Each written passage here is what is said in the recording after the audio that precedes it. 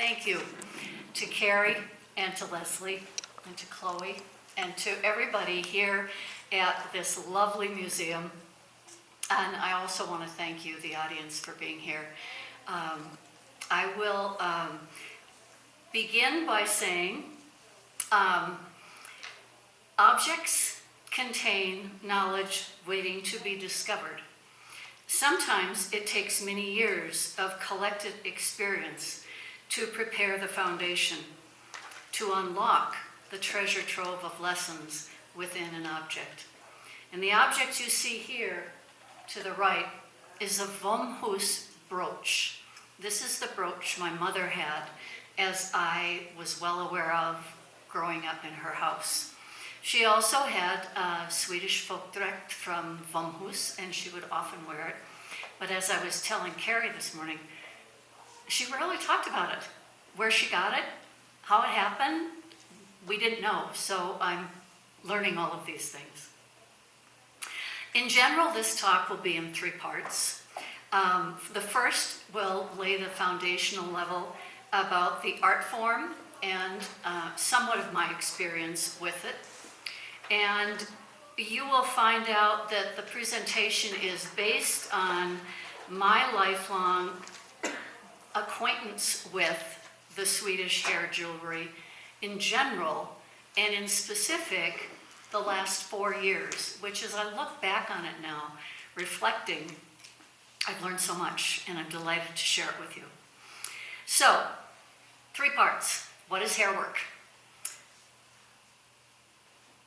We'll go over the types, but we'll focus primarily on Swedish traditional hair jewelry from the city or the village of Våmhus, because Våmhus is the single village that has kept hair work alive for the last 200 plus years.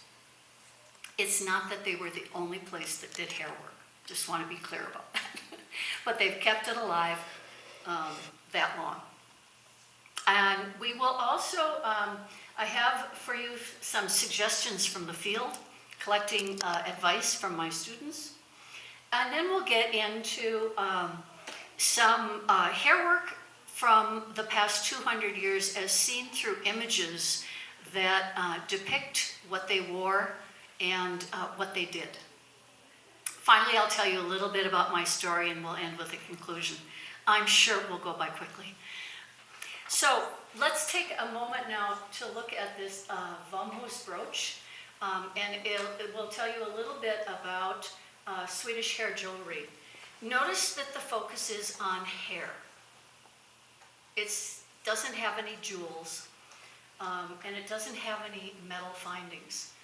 And this is primarily because hair was a resource that was available to a village of very industrious people who had a great deal of knowledge and wanted beauty in their lives.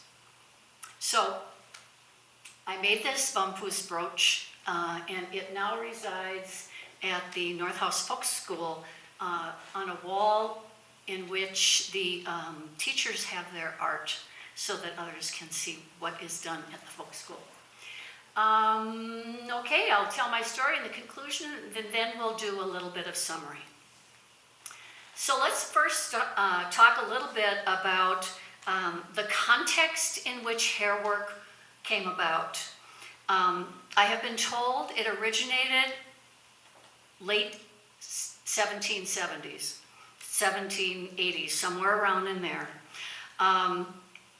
And it grew much in popularity in the early 1800s, and you think about this as a time of great sentiment and loss. Someone told me that the impact of the Napoleonic Wars may have had some sort of influence on the development of hair as a resource for jewelry.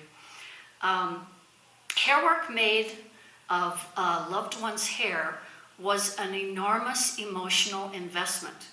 The created items were meaningful and would represent the loved ones into the future. And this was at a time where humanity had very little to remember somebody by. For example, I found this to be very touching. This is from the Vesterheim Museum publication.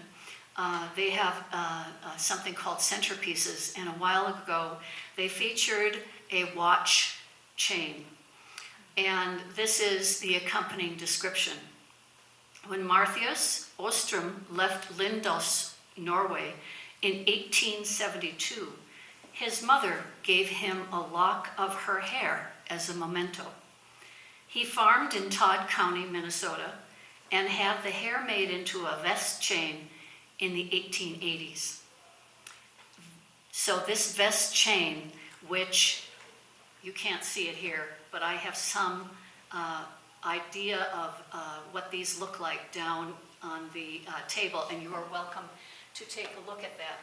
That's an example of how important hair was to the people back home in Scandinavia.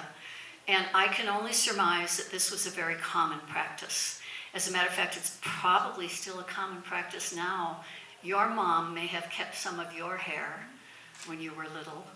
I know I've run across many people who will come up to me and they'll say, I have my mother's braid.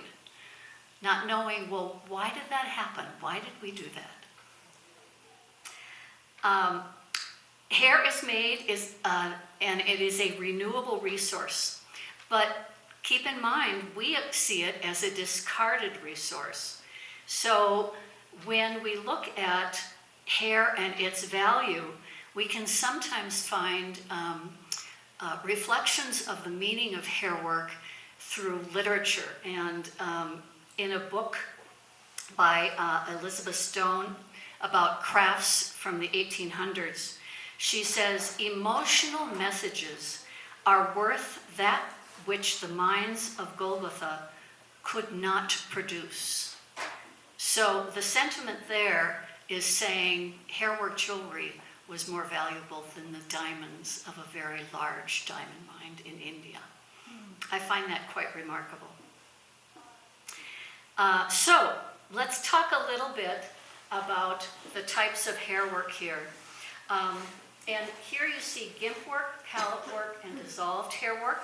And I will describe those after setting the stage for the complexity that one experiences while making hairwork jewelry. This was really well described, I think, by a hairwork jewelry researcher by the name of Helen Schumacher. She wrote a book called Love Entwined, and it was about hairwork in the United States, particularly during the Civil War era. She says, quote, hair jewelry was complicated and tedious to make. Well-made jewelry of hair required a professional who produced items with specialized tools, steady hands, and a great deal of patience. And I think I would say that that's true. So here we are, 3 of the 4 types of hairwork. On the left side, you see gimp work, and this is the class that we are going to be teaching after this talk. And you'll see here that the hair is wound around wire, and the wire aspect allows the finalized braid to be put into a shape. Typically, it's a flower shape, but it's not always a flower shape. And these are family items. Often, I could go on and on about this one, but I will say that families viewed hair wreaths as very valuable items. And as a matter of fact, often the hair from family members was collected, and the braids were made of everybody. And in some instances, these became like family trees. And in the back of a framed shadow box construction, you would often find designation of who the hair belonged to. So that was a very important technique. And it is varied as much as the creativity of individuals are varied.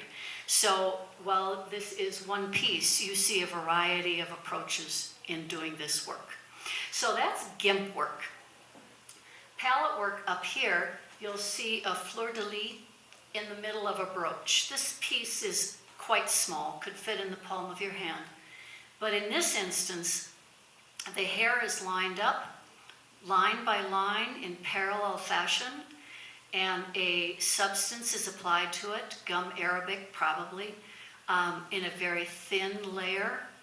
When it is almost dry, you can manipulate it into shapes. And those shapes were then put on milk glass or ivory, and they became lovely brooches. That was one way that they were used. And then dissolved hair work is a very interesting technique. It's where the hair is chopped up into very, very small bits. Painting medium is then applied to it, and then with a brush, it is painted on, again, a hard surface so that it would stay there.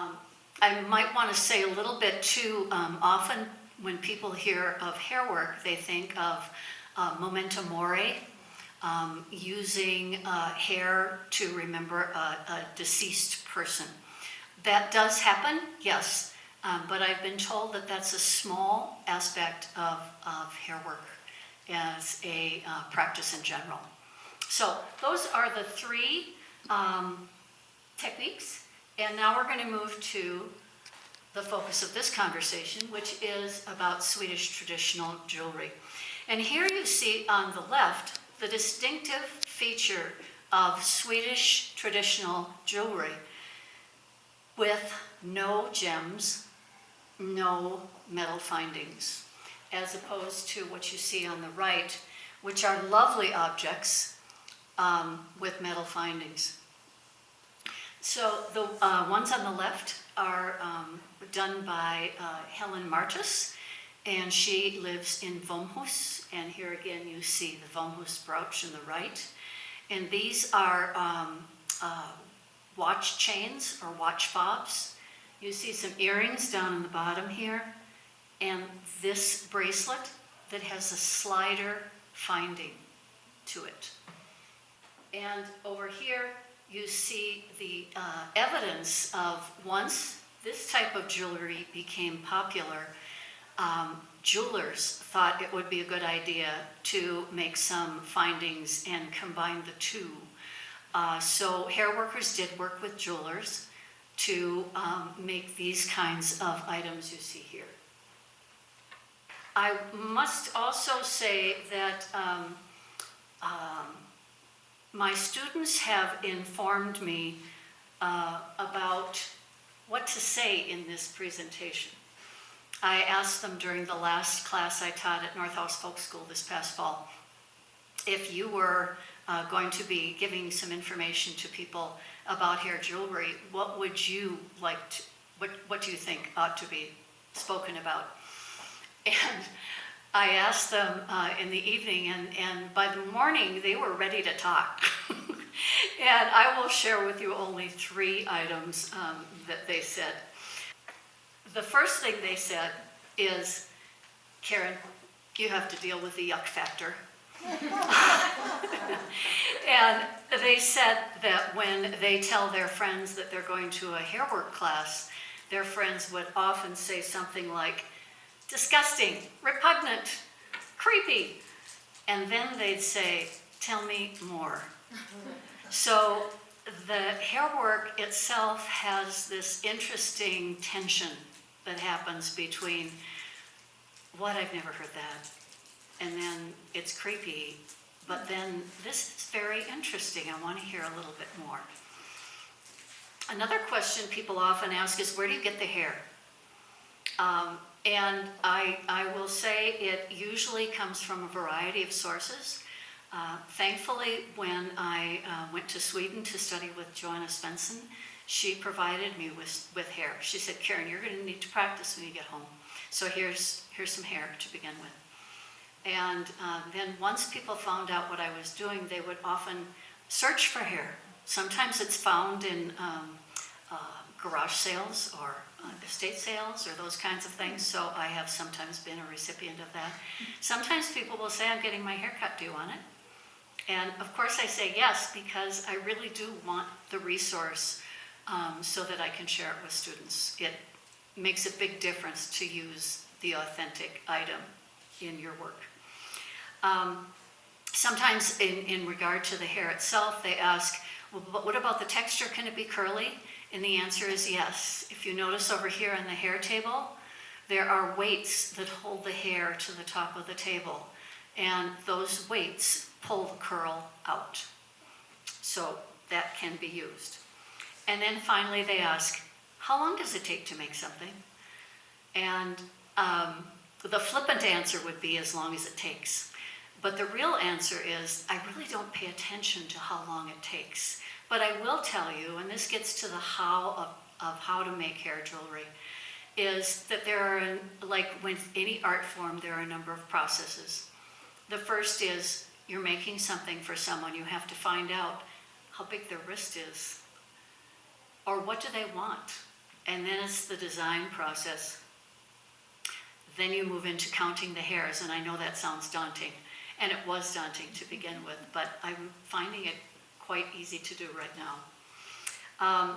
The strands are counted into, the hairs are counted into strands, which are knotted together, and those strands can be anywhere from 10 to 80. It all depends on what kind of pattern you're going to be doing. And then the hair is collected into the amount of strands that you had by one common knot. That knot is attached to the counterweight, the weight in the middle of the hair table you see there. And then the hairs are splayed out, and one by one the strands are attached to the bobbins. And these bobbins are just like bobbin lace kind of bobbins, or the kind of bobbins that we use when sewing. It's just a receptacle to hold the material as you're working. Once you get to the braiding part, that's the fast part. But it's also the part that requires the greatest amount of concentration, because you're counting and you're checking your pattern to make sure that things are going all right, adjusting the tension as you go if needed. And then finally, the tough part is assembling. And when you assemble, I'm going to go back to that. When you assemble a hair piece, you are often assembling a number of braids together. And in this instance, they're assembled under that hair-covered bead. The bead is made of wood, and it is the distinguishing characteristic for Swedish traditional jewelry. All right, so now let's move to this particular slide. Here you see the students at the Northwest Folk School doing their hair work. In the middle, you see the disassembled hair table. And this hair table is specifically made for travel. Hairworkers from early on traveled from the small city of Våmhus to major urban areas: St. Petersburg, Moscow, London, Edinburgh, Oslo, Helsinki. Those are a couple of places. And they packed up their tools easily with taking the hair table apart, bringing their bobbins with them, and the threads that they needed. And of course, their most important tools, their hands and their minds. They were adept seamstresses because they more or less made their own clothing, so that was a transferable skill. And over here on the right, you also see another tool, which is a carding tool for weaving. And here you see that it holds the hair, and it's also on the table, so you can see that. Holds the hair while you're counting, so you just pull the strands out, and it's easy to do that. And then down here to the right, what you see is, that was a necklace that I was working on. So you make the braids first, and then you begin to put them together. So that's kind of the how, and the voices from the field. Now looking at hair workers themselves, the display here features a hair table and also the bobbins. Some of the bobbins still have hair on them, and I think that was from the 60s, if I believe, 1960s. Here you see some Swedish hair workers. And they are some young women on the left and two to the right in the folk costume. And in the middle you see Ada Rader, and she is the woman whose items are in this exhibit. And next to her is Anna Head. Over here, you of course see the exhibit and its relationship to the images that you see here. This image is probably from the 1960s.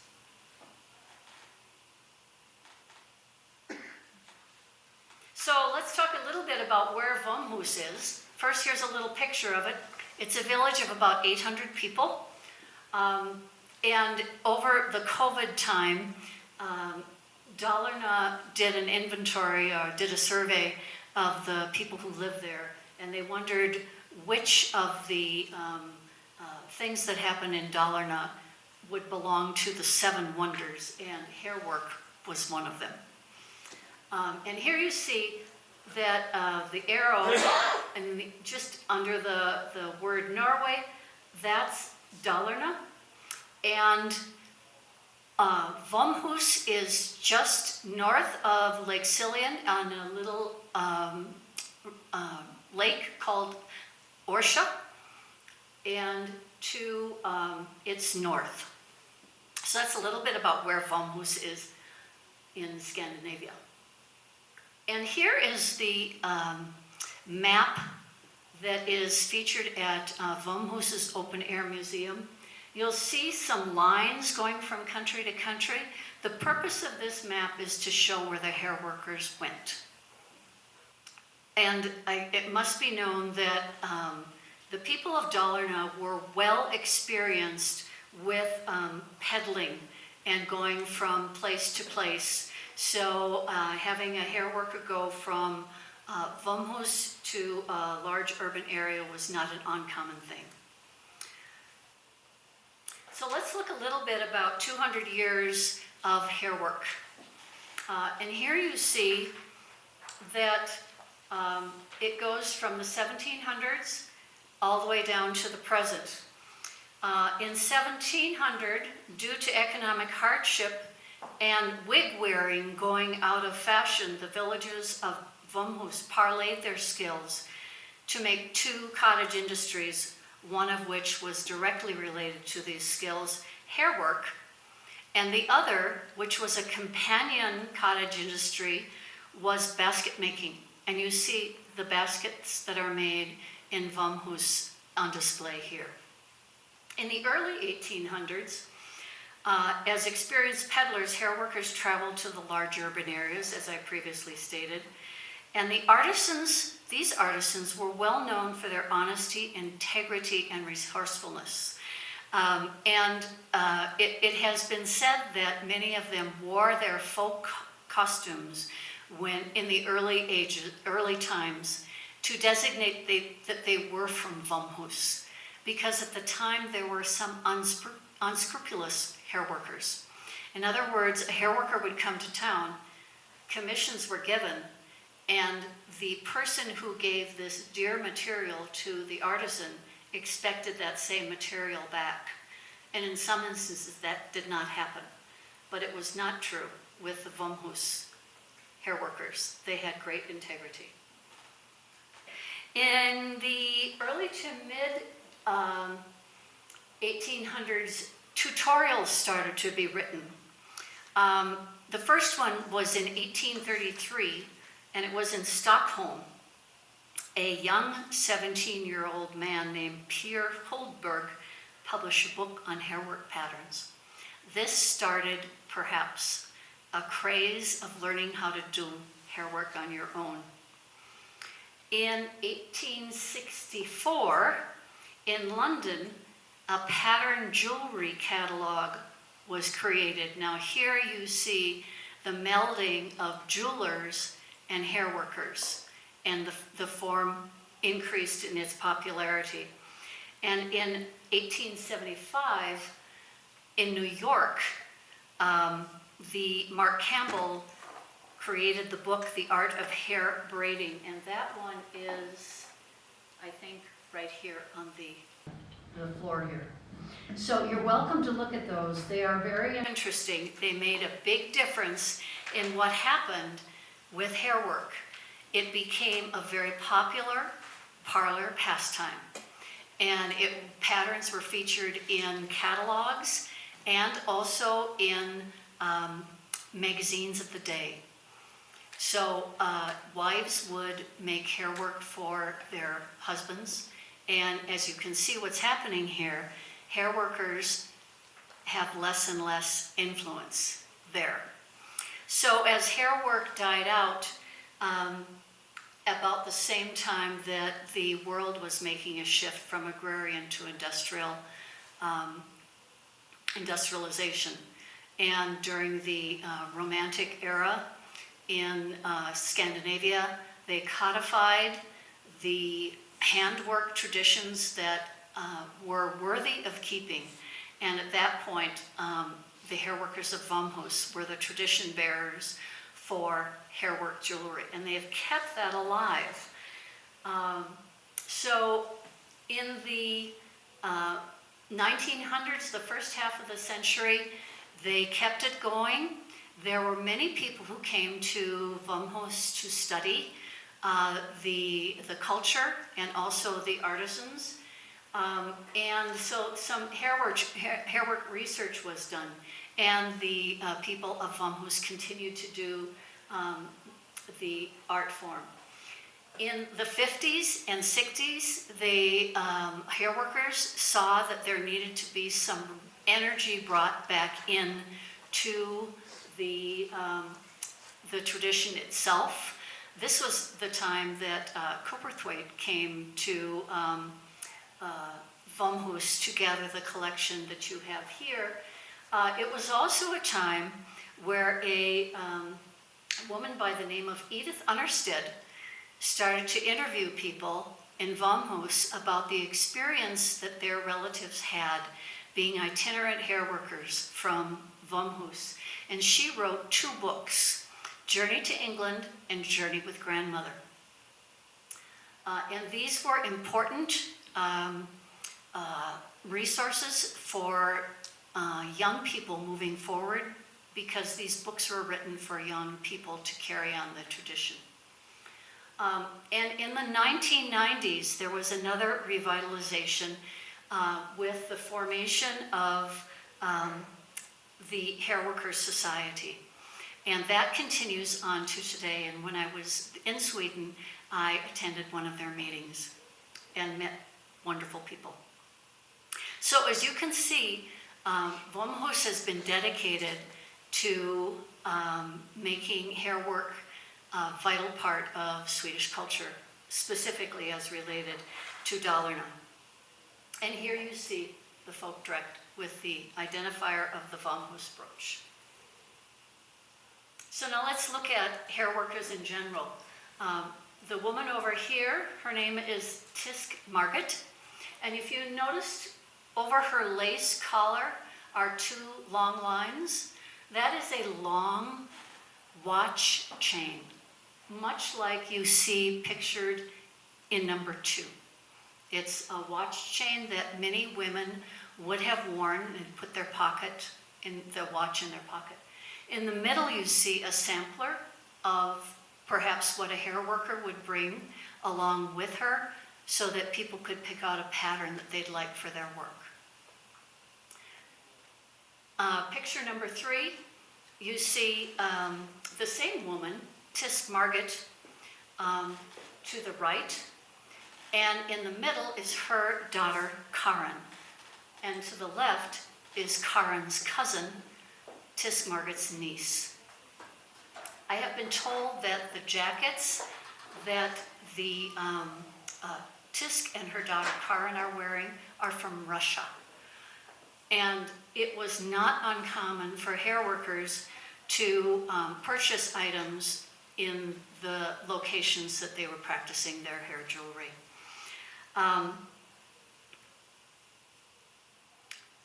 I think it's important to note a little story about Tisk Margit. She traveled to Moscow, they have evidence of that, and on another trip, she went to England and Scotland and Ireland. She was gone for 6 years. It seems remarkable. On the way home, she bought a fine dress.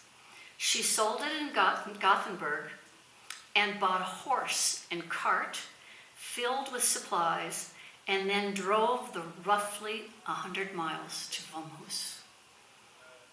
So these women were very industrious, and as a matter of fact, they made more as a hair worker than their husbands did in the combined industries of farming and logging.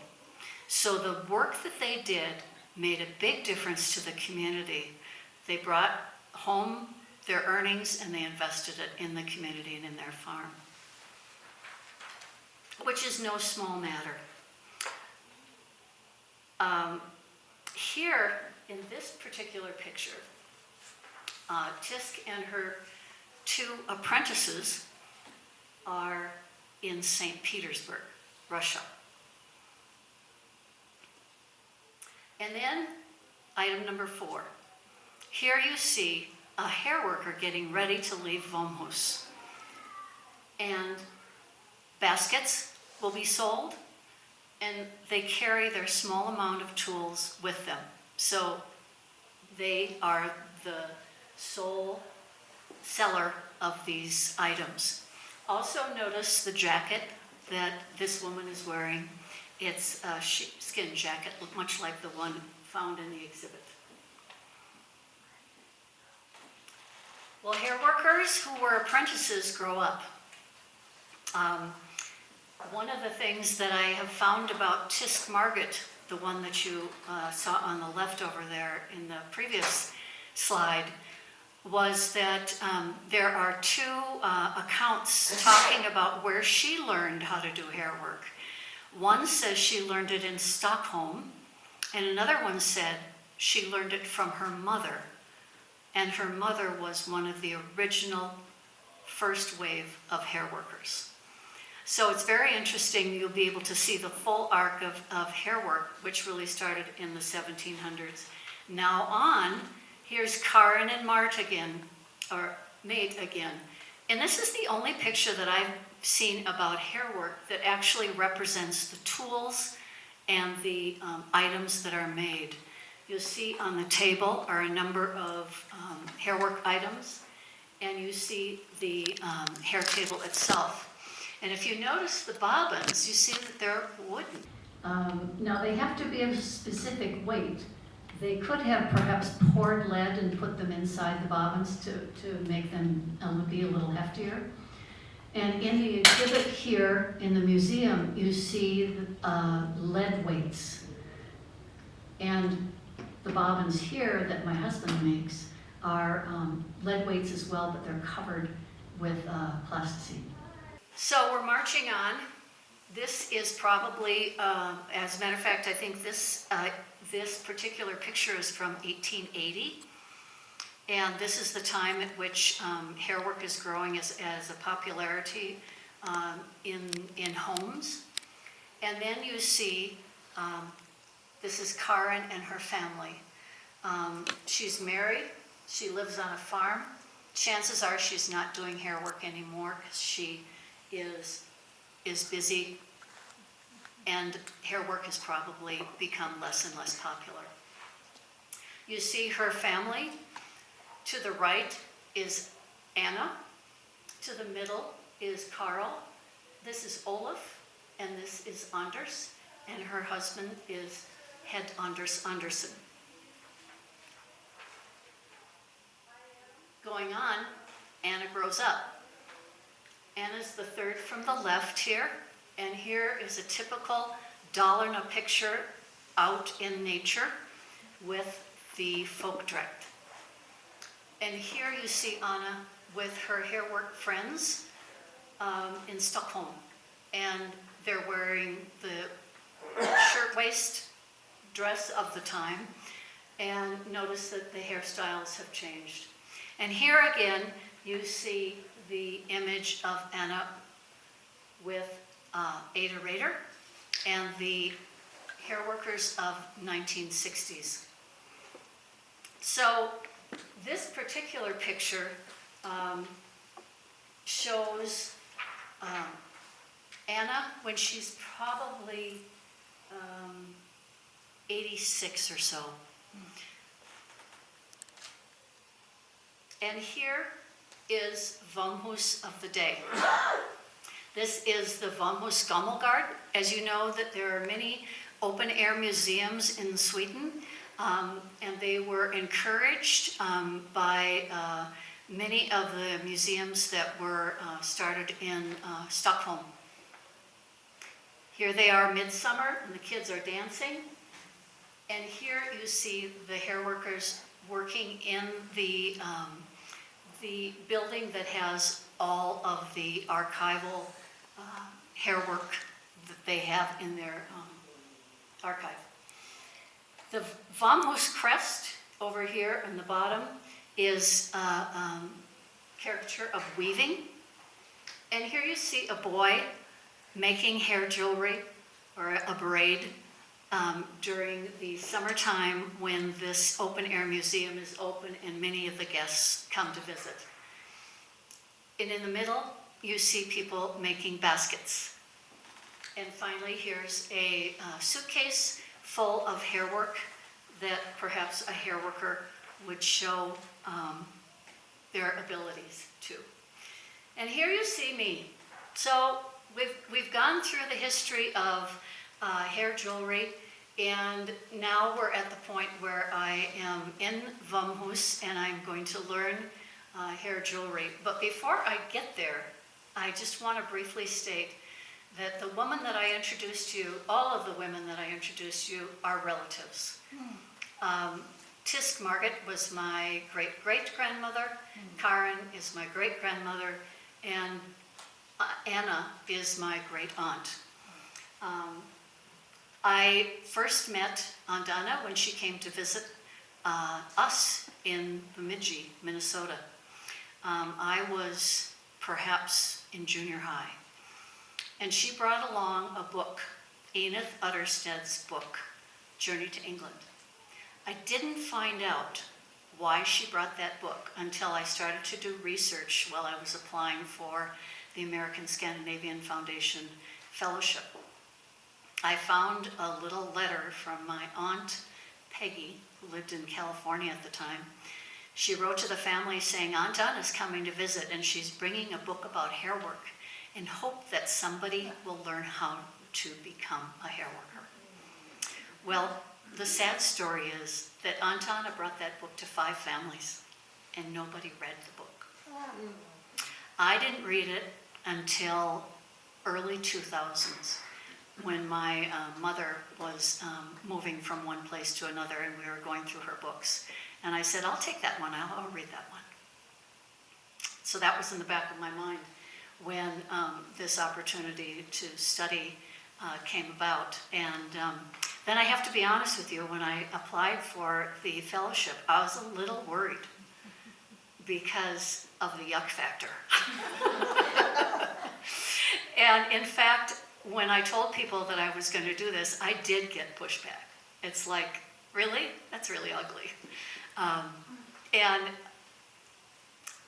the rest is history. It's a remarkable art form. When I went to Sweden, I stayed with my cousin Bertil. He lives in Great Aunt Anna's house, and this is his wife, Elizabeth. And she is a wonderful author, and she's written many articles about hairwork, one of which can be found in the yellow book off to the right. and this is their grandchild. This is me and Joanna Svensson. She was my instructor. And over here you see another relative. It's Helen Martis. Helen, when I was visiting in Sweden in the mid-90s, said to me, "Karen, we teach you how to do hair work." And I looked at her and I thought, huh? Why would I want to learn that? It's amazing what happens in a lifetime. This particular picture is my family. And my mother, standing in the middle, Carol, is next to my father to the right. And the gentleman to her left is Anders Dios, another relative from Våmhus. And there you see Anna. We were in Sweden for Anna's 80th birthday. And finally, it brings me to the present. After practice, started to teach hairwork jewelry. And when I was in Sweden, Joanna asked me two provocative questions. One was, "Karen, you're a potter. Now you've learned how to do hairwork. How are you going to do both of them?" So I'm still exploring how to do both of them. But here's one example of what I'm doing. The items that I make, I oftentimes will present them to people in a bowl or a container that I've made. And in the upper left-hand side, you see my first attempt to using hairwork with pottery. The crown, what is down here, was made for an exhibit at the Nordic Center in Duluth. And the brooch with that trio is, I guess you would call it an original brooch. It's not a traditional brooch. And in the middle, this is a collaboration between a friend of mine. Her name is Carol Coburn. She's a wonderful textile artist. She did the linen background and I did the hairwork applique. And I used her daughter's hair from when her daughter was young and had a nice long ponytail. Up here you see the hair tables, and thanks to the efforts of many, including my husband, I wouldn't be able to do this. He is a remarkable woodworker, and he makes bobbins with great discipline and perseverance. It's not an easy thing to do. But you can't do hairwork if you don't have the tools, and nobody makes these except for him, at least not now. And below you see the evidence that students are learning, and they start off by making a bracelet. And these are students from the Northhouse Folk School. So there's a journey of hairwork, my experience with it, and the experience of hairworkers over 200 years. It's been a remarkable journey, and there's still a lot to do. I'm still wanting to explore pottery, the intersection of pottery and hairwork, and the other ways that hairwork can be used. In addition, the other question that was asked by me, I don't know if it was Joanna or somebody else, said, of all the women who left Våmhus for the United States, did they do hairwork in the United States? I have found a few, and I'm still on the path for looking for more. And finally, I will end with a poem. This is the national poem of Norway, and I think it's important for this particular body of conversation that we've had this afternoon. This is the dream we carry. This is the dream we carry, that something wonderful will happen, that it must happen, that time will open, that the heart will open, that springs will gush forth, that the dream will open, that one morning we will glide into a harbor we knew nothing about. Thank you.